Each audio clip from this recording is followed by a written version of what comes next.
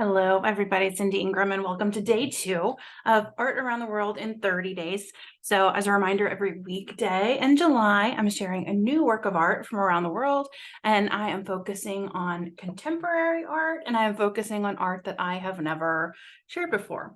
So I talked way too long yesterday, so I'm not going to give you a 30-minute video today. We're going to get right into the art. But remember, you can sign up to get notifications for these videos via email at artclasscurator.com/AATW, Art Around the World. And you also can enter the giveaway there for I think 6 different prizes if you scroll down. And then all the artworks that you've missed are also on that same blog post. And then yeah, that's it. I'm not going to talk too much. Today's artwork is amazing. I literally just discovered this artist today. So I went looking for, well, no, that's not true. I did have one artwork in a PowerPoint that I had considered using at some point, and then I didn't. So then I went exploring that artist and kind of went down a little bit of a rabbit hole. So our artist is Igshaan Adams, and he is an artist in South Africa. And I'm going to show you 2 different works of art, but I invite you to explore the website here. I'm going to put these links in the email and also below the video so that you can check out the website here from the gallery that has a lot of his art, and then the link to this video that I'm going to show you some screenshots of in my video today as well. I'll also link to his Instagram, which I found as well. So take a look at this one. And I'm not even going to try to pronounce the title, but you can see it there on the screen. And his artwork is weavings, but then they are also incorporating beads and things like that. So if you scroll down like one here, like look at the level of intricacy of all the things that are sort of woven into the artwork, beads, and then it looks like metal chains, wood beads, and different materials all woven in through his composition. So cool. And then it's so cool. I need you to watch this video because it is about 5 maybe minutes long, and it is so powerful that it shows the layeredness of this artwork. And his artworks in general. So I invite you to pause the video, of course, right now and really look at this artwork for yourself. You can head down over to this website too if you want to and find this image, but it is, I don't know how far down is it. There's a lot of images on this page, but I chose this one. Oh, that one has someone in front of it, so you can see how massive it is.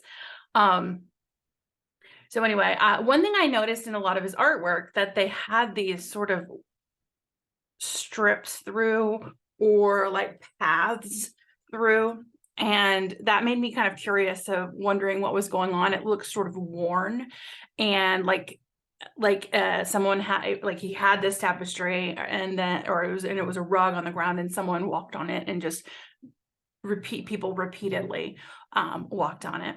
And that's basically what he was trying to do, which is really cool. He talked about in the video in South Africa that in the domestic spaces you would use these linoleum floor coverings in their inside spaces, which are not like very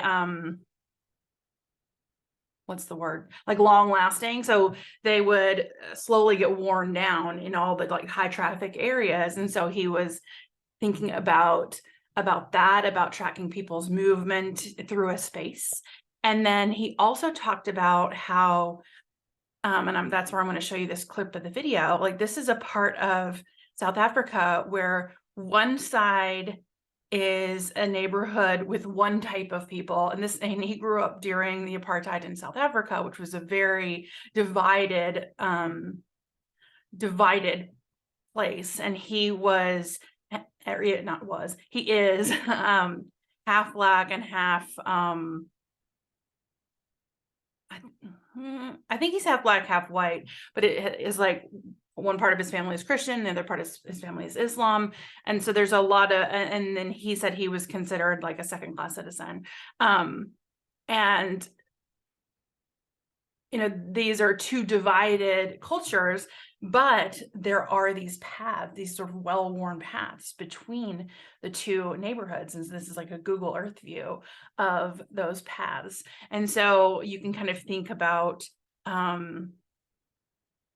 people crossing boundaries and breaking like what they're supposed to do and moving in directions that are not sort of sanctioned by the people who make the decisions, and how one person goes and then the more people go, it kind of creates new paths. And I was watching this and thinking about it.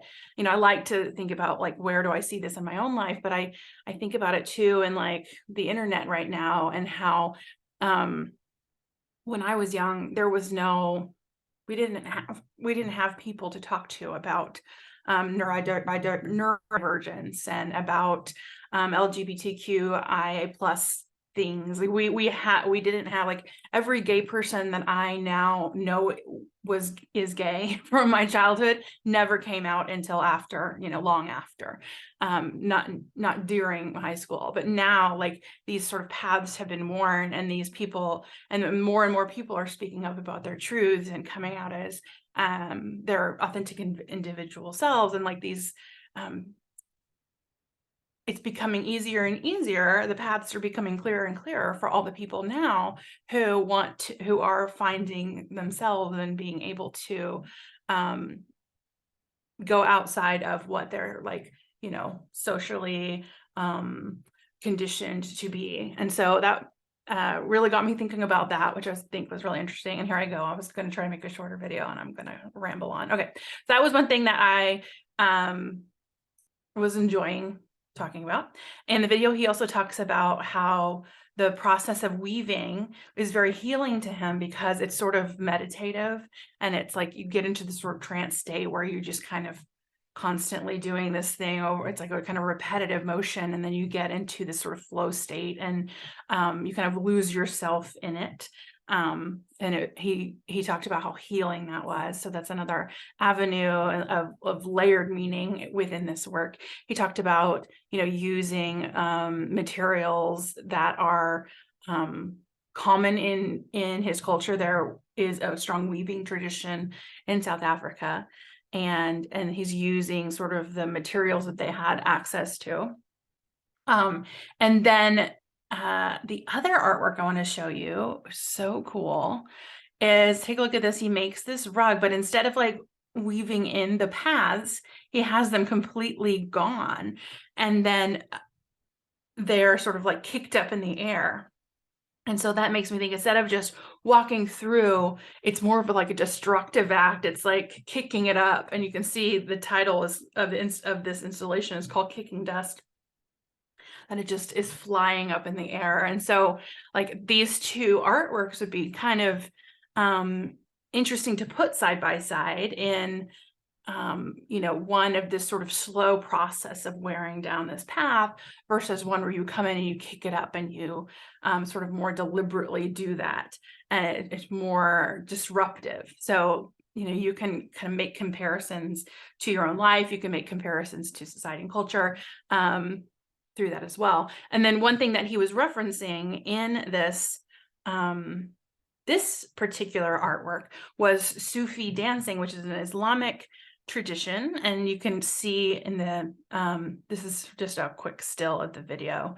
Turn the sound off and kind of just let you watch them dance around. But they do this sort of kicking motion, and then all the dust flies up. Oh, well, I picked the end of it there. And it's a very sort of joyful dancing, and he says connecting to that is very healing for him as well. So really amazing artworks to look at and to consider. I think that for yourself, you can think about these concepts that I just talked about, and then if you're going to include this in your classroom, there's many layers to consider of, you can talk about traditions of weaving, taking these traditions and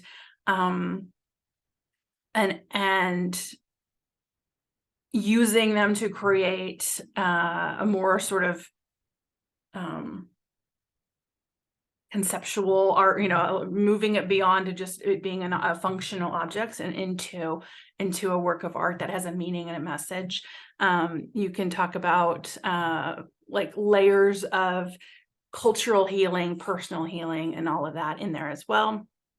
And really, the students can consider their own paths. You can think of, they could map, like, he talked about in the video, domestic spaces, and the paths that are sort of created in them. They can make an artwork with a map of their own. This is totally off the top of my head. You did not plan this in advance. So I'm like, I hopefully get the idea. Like they can map their own like life or their own house or their own neighborhood. They could do this conceptually, or they can do this like actually or like not conceptually, maybe symbolically, that it can be more of like a big picture view of their life, or it can be an actual map of like their paths through their life. So a lot of things to consider there, but I invite you to explore more of his art. Very inspiring. And I also encourage you to watch this video, which it does talk a little bit about domestic violence, just as a trigger warning. And then it does talk about, no, I think that was the only trigger warning in that one. So, yeah, hope you enjoyed these works of art, and I will be back tomorrow with another artwork. So have a wonderful rest of your day. Happy Independence Day for those of you in the US. And I will see you tomorrow. Bye.